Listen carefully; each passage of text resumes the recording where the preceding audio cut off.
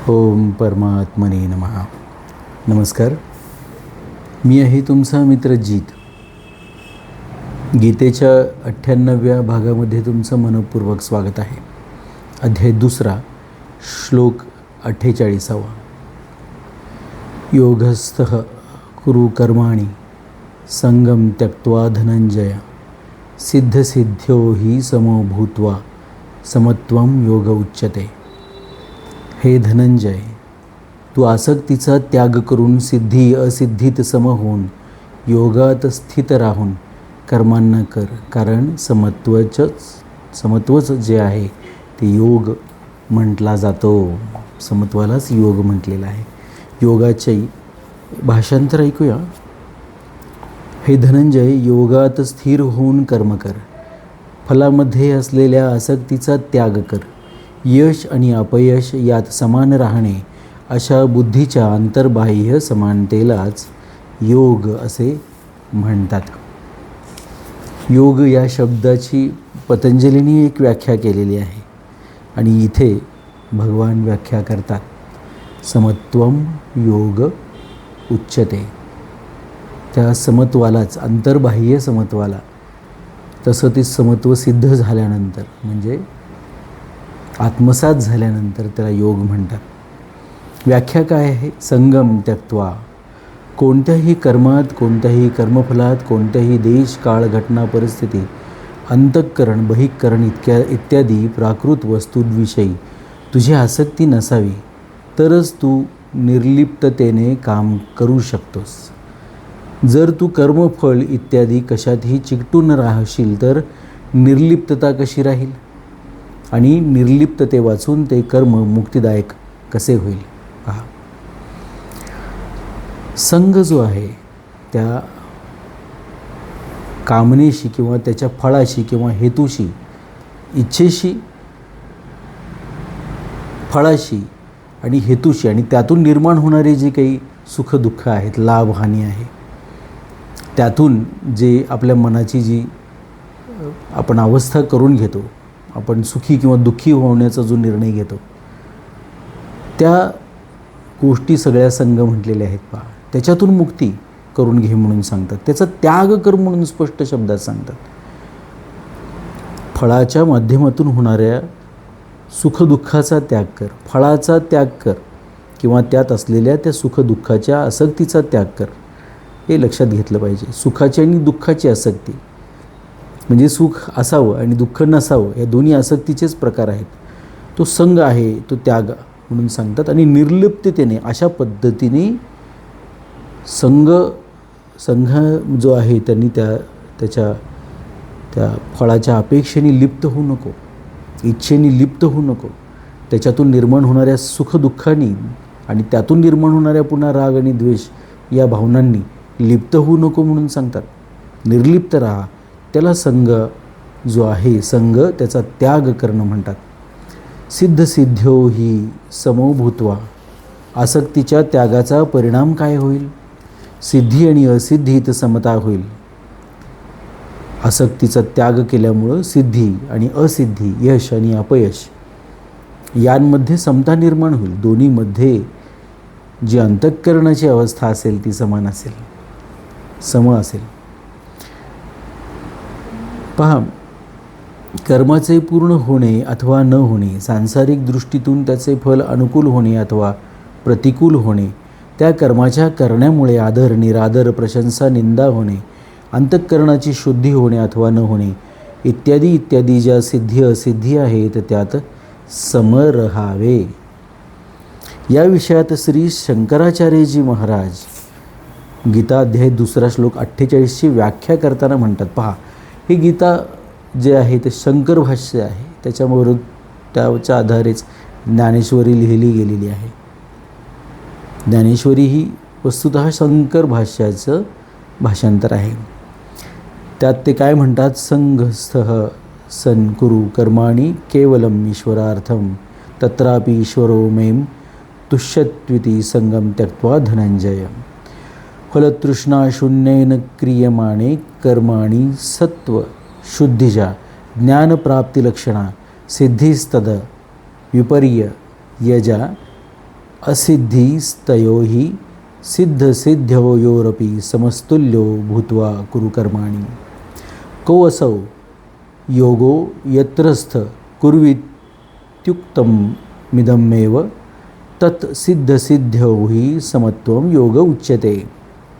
हे धनंजया, इथे अर्जुनाला धनंजय म्हटलेलं आहे भगवंतांनी. गीत शंकर भाष्यामध्ये तसाच शब्द वापरतात, कारण त्यांनी आपलं कर्तव्य पार पाडण्यासाठी, आपल्या भावासाठी आणि त्याच्या साम्राज्यासाठी धन अर्जित केलेलं आहे.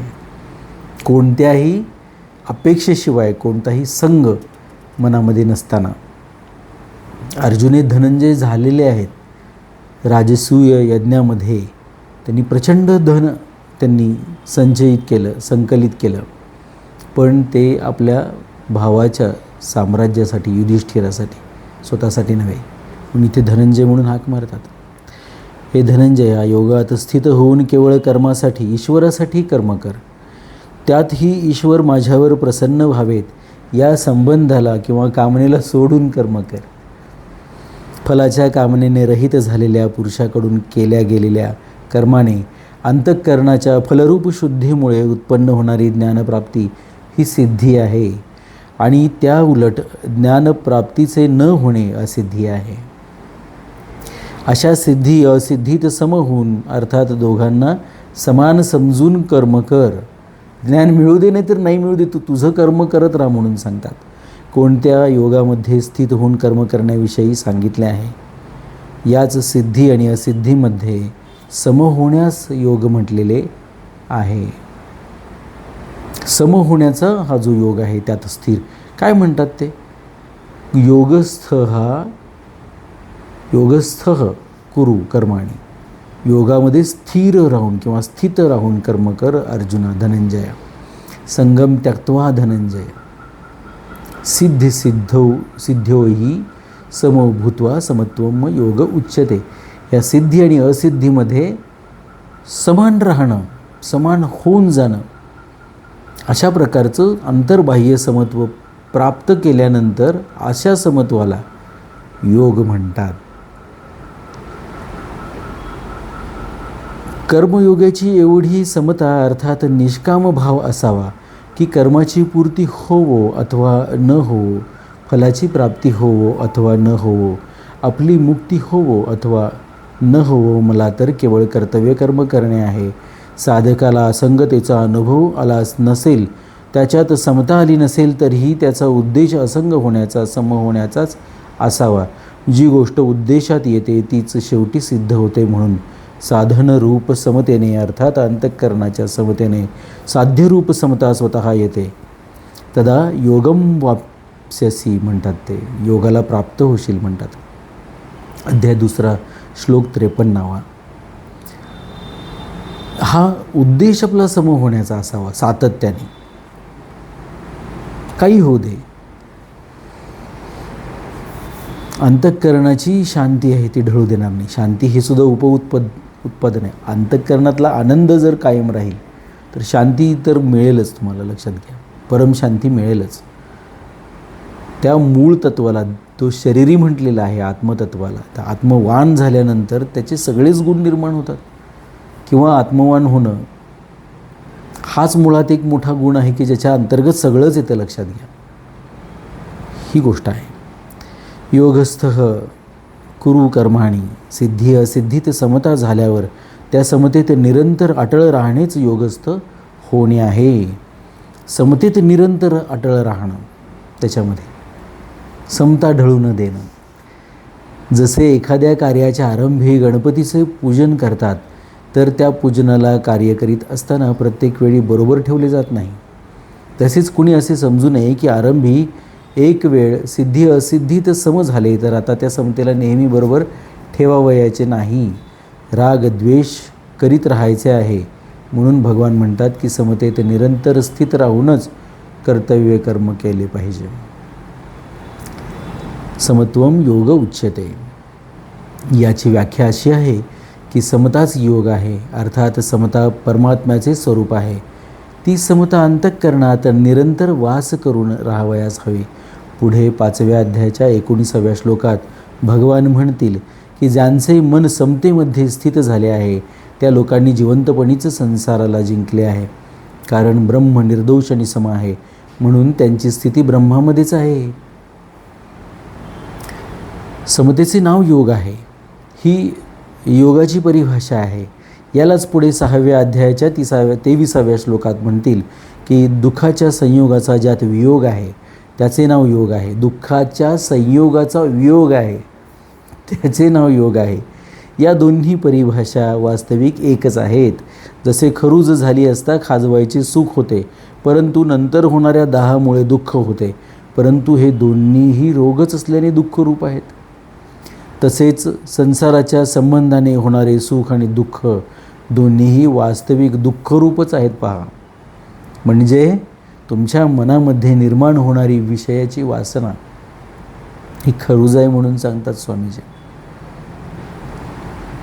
कुणाशी तरी संग करावासा वाटणे, आवडत्या व्यक्तीसोबत एखादी गोष्ट, आवडणारी खाद्यपदार्थ तो आहे तो ग्रहण करावासा वाटतो, किंवा पेय जे आहे ते प्यावंसं वाटतं, तर हे खरूज आहे म्हणून सांगतात. त्याच्या भोवतीने खाजवत असताना सुख वाटतं, परंतु कालांतराने त्याचं दुःखात रूपांतर होतं.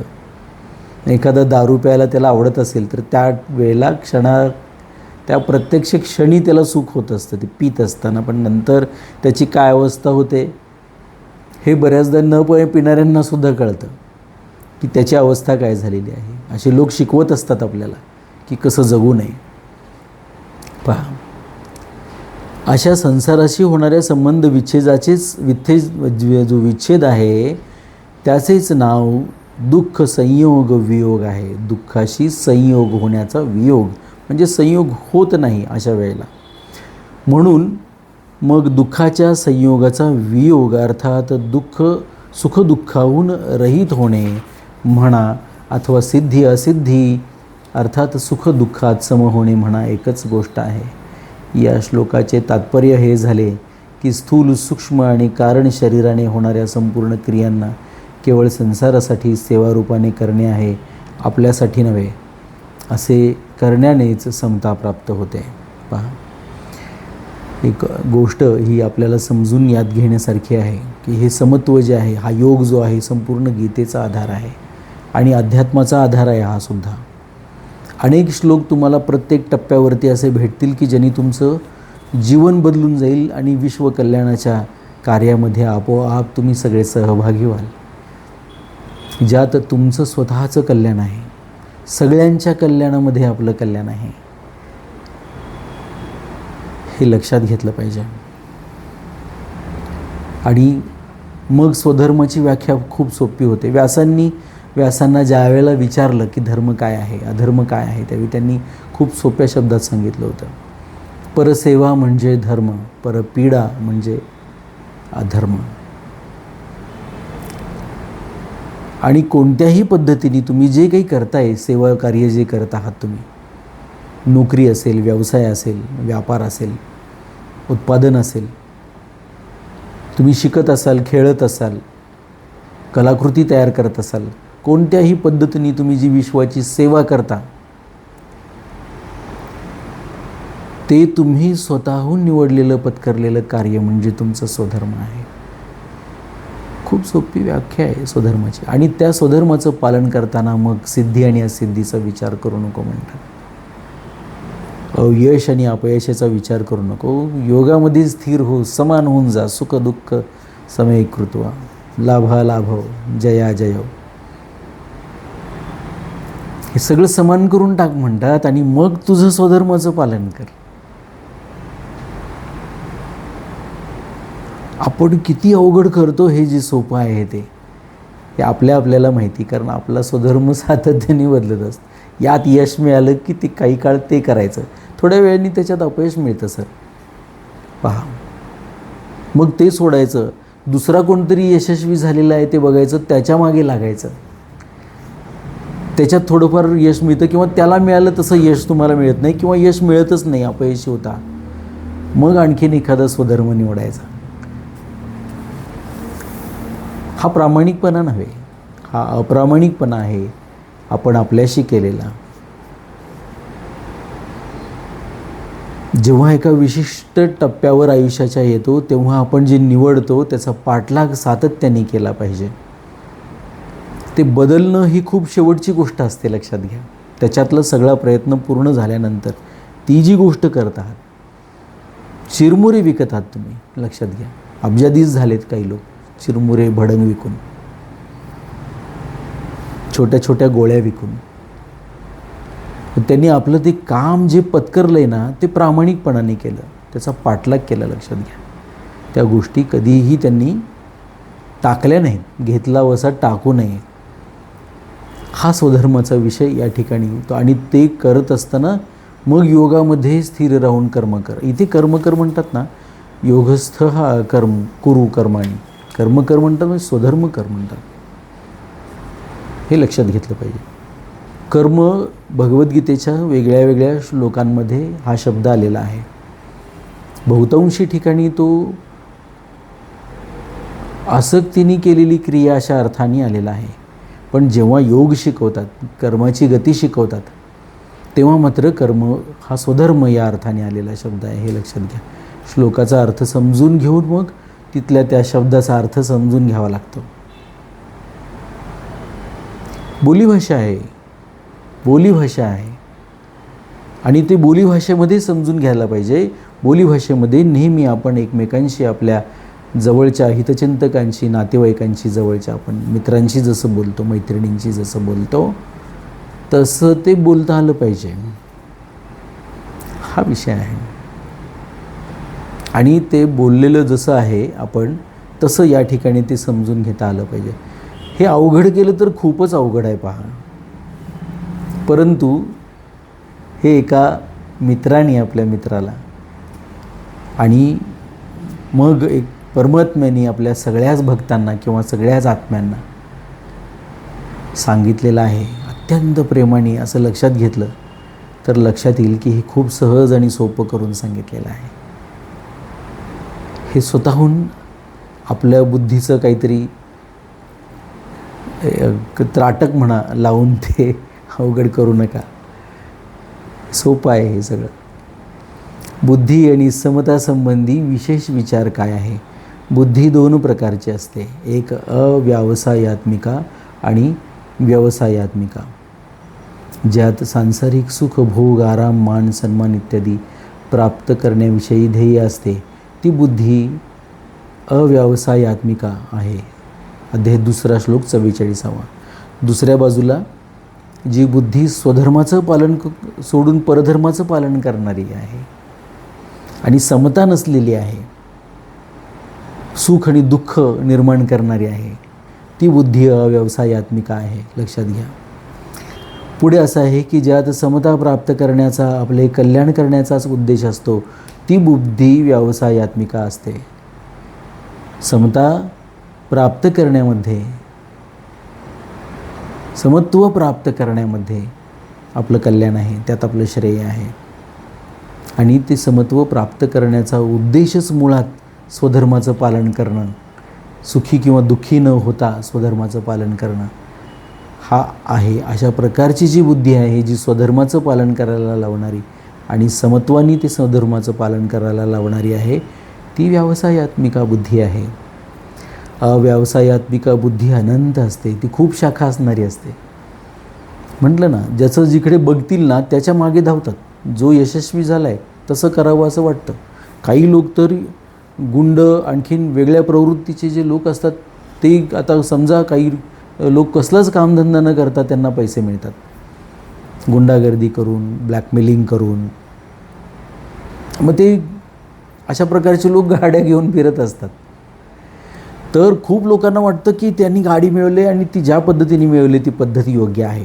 कालांतराने मग त्यांना पडतात बेड्या, ते जातात कुठेतरी, या सगळ्या गोष्टी होतात. परंतु जेव्हा आपल्याला ही गोष्ट लक्षात येते तोपर्यंत खूप वेळ गेलेला असतो. आदर्श कुणाचा मानायला पाहिजे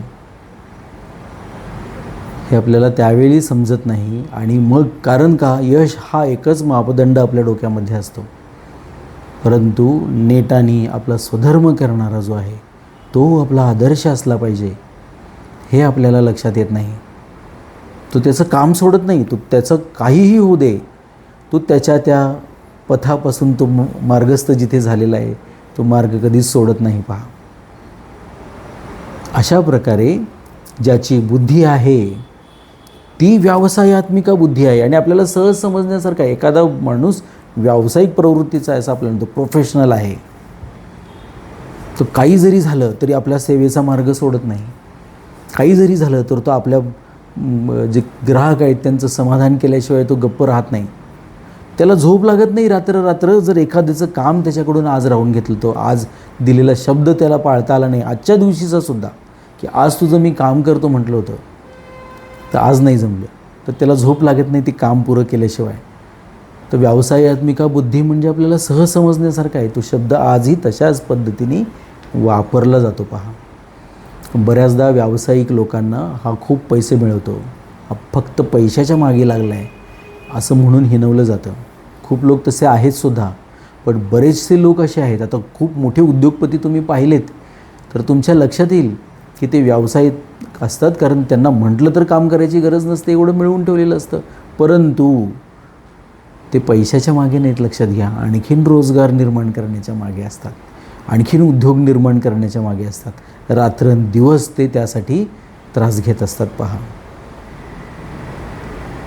हा खूप मोठा विषय आहे जो आपण समजून घेतला पाहिजे. विषय मोठा आहे, पण समजून घेणं आपण अवघड करून ठेवलेलं असल्यामुळं तो विषय मोठा असण्याला प्रश्न नाही आहे. तो आहेच, तो मोठा कठीण करून ठेवलेला आहे आपण. मोठा म्हणजे कठीण नाही म्हणायचं मला, सोपा आहे, मोठा आहे. प्रत्येक मोठी गोष्ट ही सोपी असते, लक्षात घ्या. आपल्या आईवडिलांकडे जाणं किती सोपं असतं, तसं जगाच्या ह्या परमात्म्याकडे, ह्या निर्मात्याकडे, ह्या ईश्वराकडे जाणंही सोपं आहे. आपण ते कठीण करून ठेवलं आहे. जगातली सगळ्यात सोपी गोष्ट आपण कठीण करून ठेवलेली आहे. आपल्याला आपल्या आत्म्याची ओळख करून घ्यावी लागते आणि त्यासाठी भगवंताला एवढा मोठा प्रपंच मांडावा लागला, म्हणजे आपण त्या आत्म्यापासून किती दूर गेलेलो आहोत. पहा, जी सहज प्राप्त आहे ते प्राप्त करायला आपल्याला प्रशिक्षण घ्यावं लागतं आहे. आज हा मोठा दैव दुर्विलास आहे, पण दैव हे आपण निर्माण केलेलं असतं, लक्षात घेतलं पाहिजे. पाहूया आपण ते कसं. ते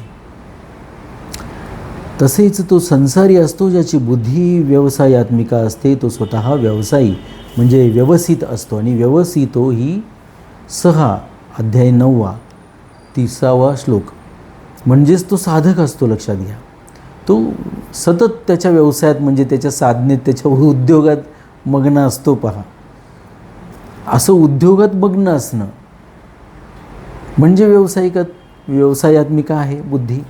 पहा, आणि बुद्धीच का म्हटलेलं आहे?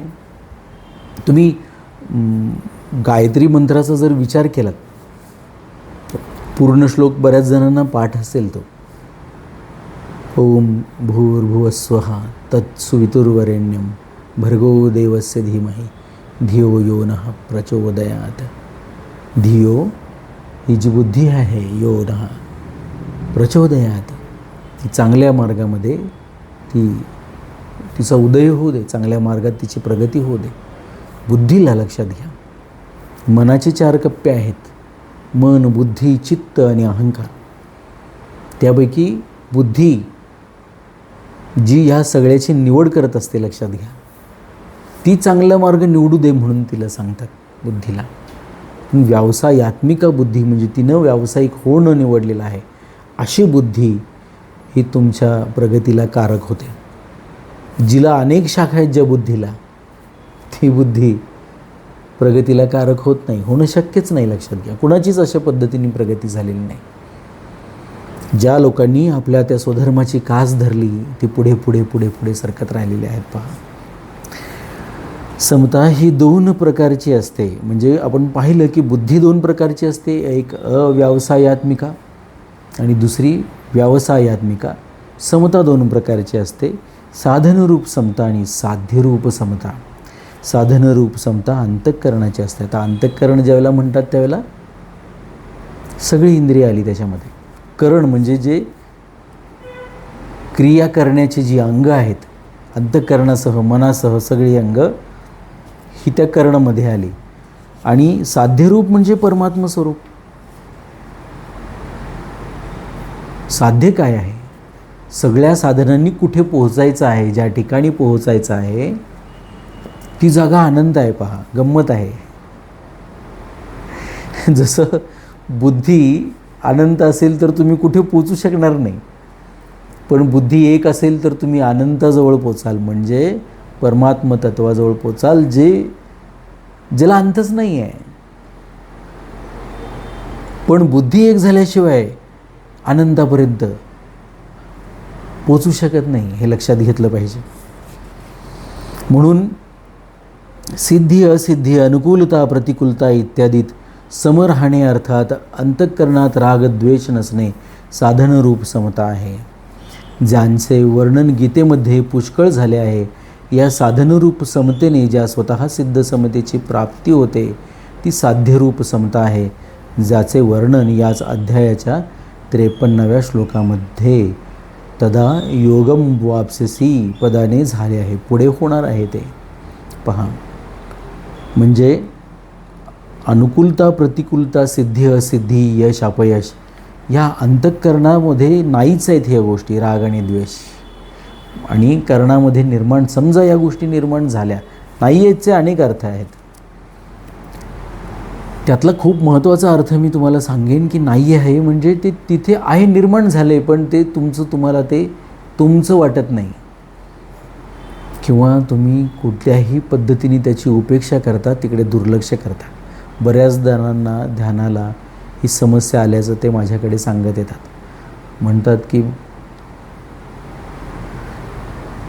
म्हणतात सर म्हणतात, गुरुजी म्हणतात, बाबा म्हणतात, महाराज म्हणतात.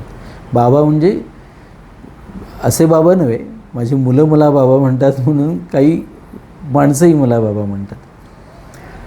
तर त्यांची ही समस्या असते की ध्यानाला बसलं की आम्हाला सगळे विचार आठवायला लागतात, सगळा संसार सगळा समोर उभारतो, आणि एरवी आमचं ज्या गोष्टींकडे लक्ष गेलेलं नाही अशाही गोष्टी त्याच्यात असतात.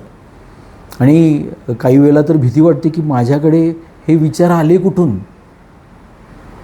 हे तर सात्विक दिसत नाही, खूपच तामसिक बिभत्स पण दिसतंय, काही वेळेला अश्लील पण असतं, तर हे आलं कुठून, आणि हे ध्यानाला बसलेलं असताना माझ्या मनात येतं, तर मी खूपच पापी आहे. अशा प्रकारचं आपलं वर्णन करण्याचा काय अधिकार असतो आपल्याला? ध्यानामध्ये तुम्ही आहात तर विचारांचं काम विचार न करू दे. मन हे मनन करतच राहतं. ते मेलं आहे का, ते शून्यवत झालं आहे का, दोन गोष्टी असतात. ते ज्यावेळेला जागं असतं ना तर ते त्याचं मननाचं काम, ते शरीराचा भाग आहे. म्हणूनच तुकाराम महाराज म्हणतात की सुखे करो काम, देह प्रपंचाचा दास, सुखे करो काम. मनाचं काम आहे प्रपंच करणं, ते त्याचं त्याला करू दे. एक अचिंत्य अवस्था येते, पण ती नाही आली म्हणून घाबरण्याचं कारण नाही. विचार नारदीय भक्ती सुक्तामध्ये सुंदर वर्णन आहे, प्रगट होतो, उत्पत्ती आहे, असत आहे तो विचार. पहा, स्थितीमध्ये तो काही काळ स्थिर राहतो, तो काही क्षण, काही दिवस, काही महिने, काही वर्षसुद्धा स्थिर राहील. त्याच्या स्थिरतेचा कालावधी मोजण्याचं काही कारण नाही आहे. एखादा विचार पाठच सोडत नाही. काही लोकांना वाटतं त्याची आठवण येते किंवा तिची आठवण येते. प्रेमात भंग, ज्यांचा प्रेमभंग झाला ते तर रस्त्याला 50 लोक रोज सापडतील तुम्हाला. सहज उभारलात एक 15 मिनटं तर 50 जण सापडतील की ज्यांचा प्रेम झालेला आहे, आणि ते बऱ्याचदा एकतर्फी पण असतं. तर त्यांच्यात तर ते आठवतं त्यांना, ते ध्यानाला बसली की आठवतं. होऊ दे ना. उत्पत्ती आहे, स्थिती आहे, लय पण आहे त्याला. आता एखादी गोष्ट तुम्हाला वाटेल की माझ्या मृत्यूसोबतच ती संपेल, वाटू दे ना. ती कायमची तुमच्या शरीरासोबत ती राहिलेली गोष्ट आहे, ती येणारी जाणारी आहे. ती कधीतरी आली तर थांबली तर ती नष्ट होणार. आकाशात जसा ढग निर्माण होतो, काही काळ राहतो आणि मग काही काळाने नष्ट होतो, तसा ह्या विचारांची प्रेक्षा तुम्ही करा, ध्यान करा त्या विचारांचंच. तुम्हाला ते प्रगट होताना काही काळ राहून तुमच्या त्या परमात्म्यासमोरच लक्षात घ्या, कारण आत्मा ह्याचं अवलोकन करत असतो. हे बुद्धीने करता येत नाही बरं का विचारांचं अवलोकन.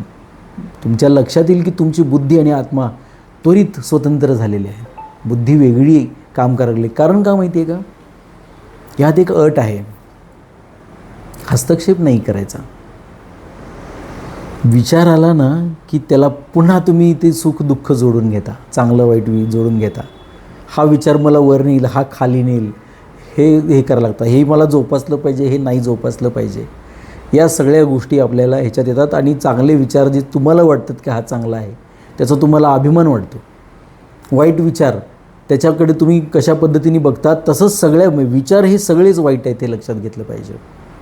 कल्पनाशक्ती, आकलनशक्ती, विचाराची जी अनंत रूपं आहेत, रचनात्मकता जी आहे त्या विचारांची, जिथे त्याची आवश्यकता आहे तिथे ते वापरता आलं पाहिजे. जशी मूठ बंद केलेली आहे तसे विचार थांबवता आले पाहिजे. जशी मूठ उघडली, तो अवयव आहे तुमचा, विचार अशा पद्धतीने ते सोडता आले पाहिजे तिथे त्याचं सामर्थ्य पण वाढलेलं असतं. लक्षात घेण्यासारखी गोष्ट आहे. हे आपल्याला कळत नाही, हे आपल्याला समजत नाही म्हणून समस्या आहे. लक्षात घ्या. आता हे करता आलं पाहिजे म्हणून लगेच त्या प्रयोगाला लागू नका. आणि जमत नाही म्हणून लगेच एखादी नदी नाही तर विहीर जवळ करू नका.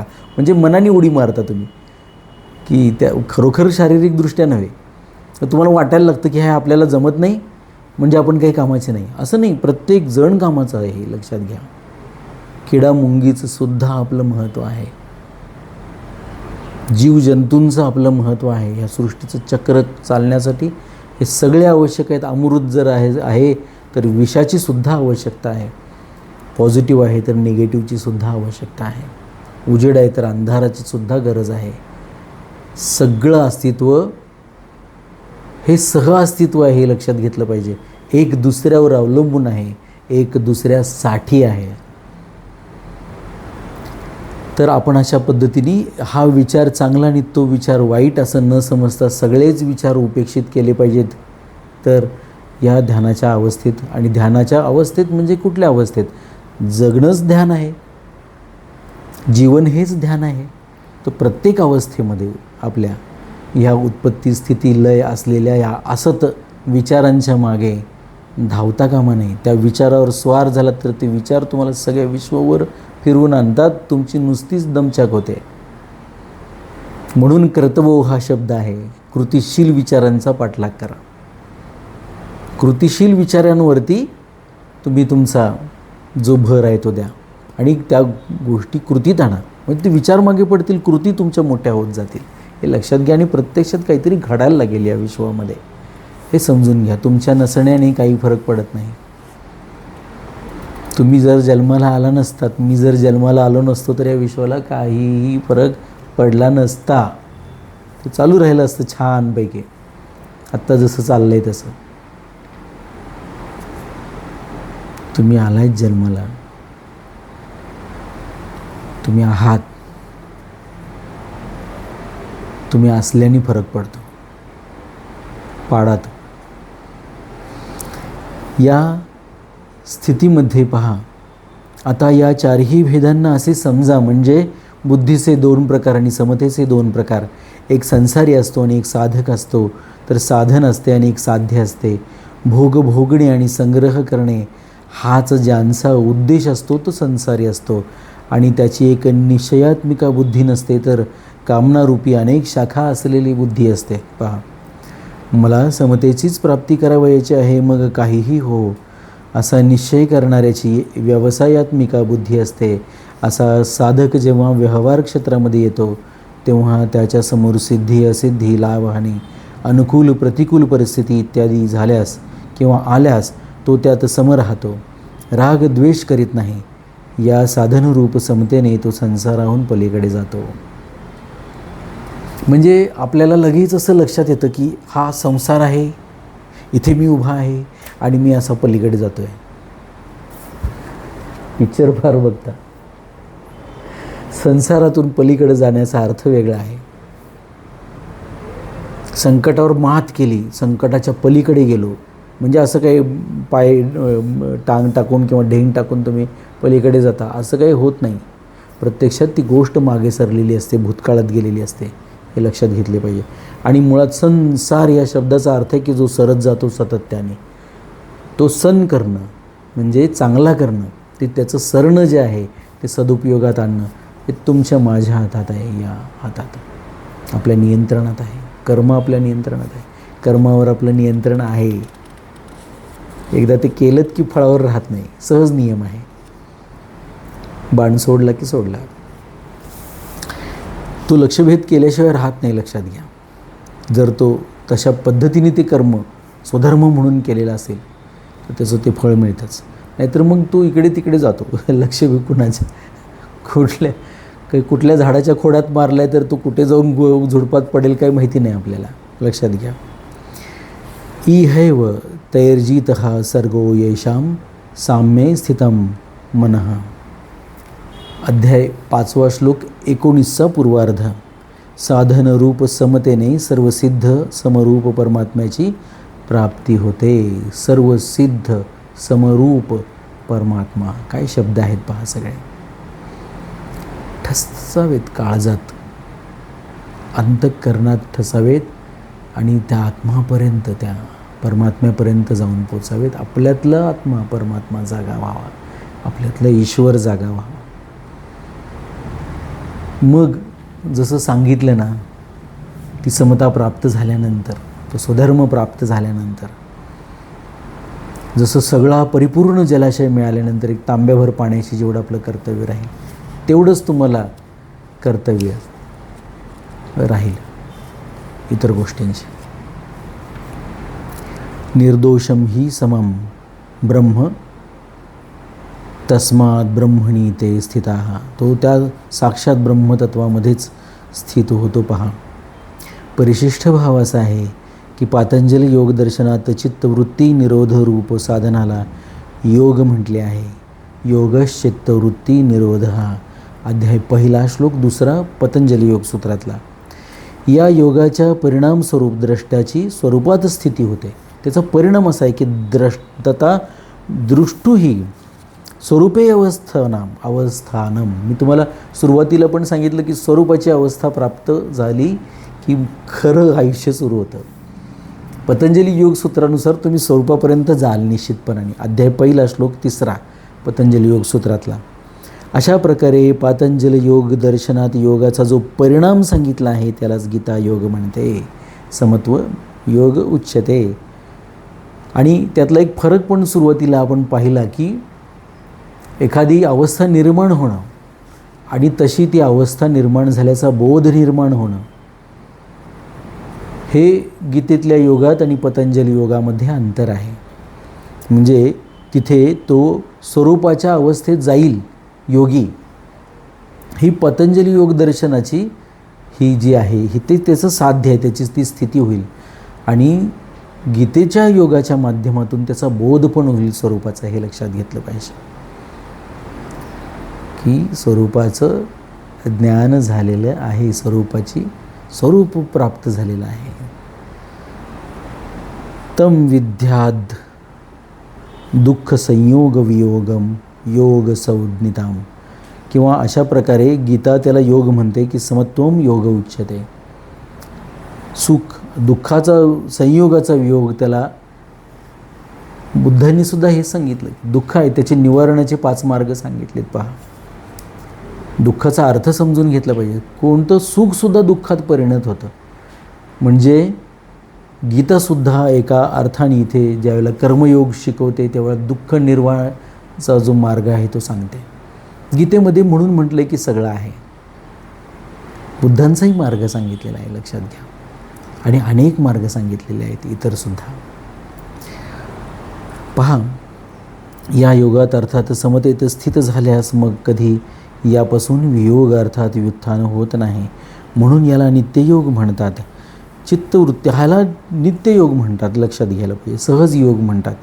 चित्तवृत्तींचा निरोध झाल्यास तर निर्विकल्प अवस्था प्राप्त होते. परंतु समतेत स्वतः सिद्ध स्थितीचा अनुभव झाल्यास निर्विकल्प बोध म्हणजे सहज अवस्था प्राप्त होते, निर्विकल्प बोध होतो, लक्षात घ्यायला पाहिजे. निर्विकल्प बोध ही अवस्था नव्हे, तर संपूर्ण अवस्थातीत तसेच त्यांचा प्रकाशक आणि संपूर्ण योग साधनांचे ते फळ आहे. अवस्था तर निर्विकल्प आणि सविकल्प दोन्ही होतात, परंतु बोध निर्विकल्पच असतो. अशा प्रकारे गीतेचा योग पातंजली योगदर्शनाच्या योगाहून फारच विलक्षण आहे. तिथे विकल्प दोन नाही, द्वैत नाही, अद्वैत आहे. पहा, एकच स्वधर्म आहे. बोध जो आहे तो स्वरूपाचा आहे आणि निर्विकल्प आहे, याचा अर्थ आत्म्याशिवाय काहीच नाही. लक्षात घ्या. ही जी जाणीव होते त्या शरीरीची जाणीव होते, देहीची जाणीव होते, ती अनुभूती ही योग आहे. पहा, पातंजल योगदर्शनाचा त्याचा योगाचा अधिकारी तो आहे जो मूढ आणि क्षिप्त वृत्ती असणारा नाही, तर विक्षिप्त वृत्ती असणारा आहे.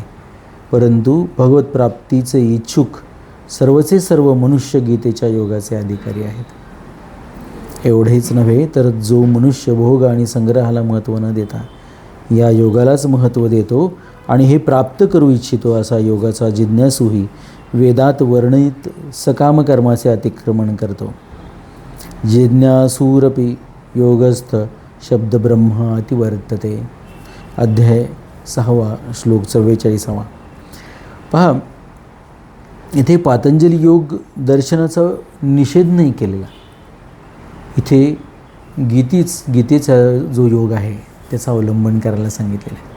क्षिप्त विक्षिप्त वृत्ती जे म्हटलेलं आहे इथे, की तर विक्षिप्त वृत्ती असणारा जो आहे तो पातंजल योगदर्शनाच्या योगाचा अधिकारी आहे. पहा, तो मूढ नाही म्हटलं आहे आणि क्षिप्त वृत्ती असणारा पण नाही म्हटलेला आहे, परंतु तो विक्षिप्त मात्र आहे.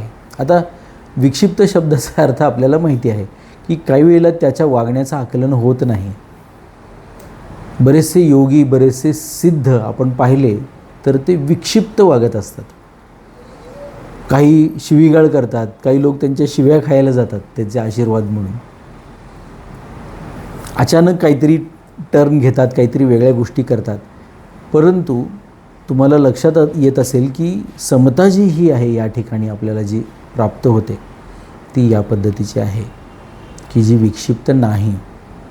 वागणं जरी विक्षिप्त वाटलं तरी ती बाललीला आहे, हे लक्षात घेतलं पाहिजे.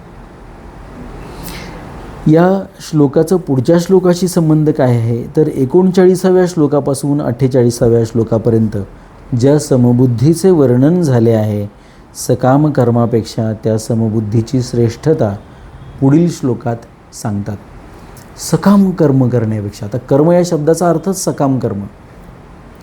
इथे ही बुद्धी श्रेष्ठ आहे म्हणून सांगतात. तुम्ही जे काही कर्म करता हेतू ठेवून, त्याच्यापेक्षा ते कसं ते पुढच्या श्लोकामध्ये ऐकूया. जाऊया पुढच्या भागाकडे. ओम परमात्मने नमः.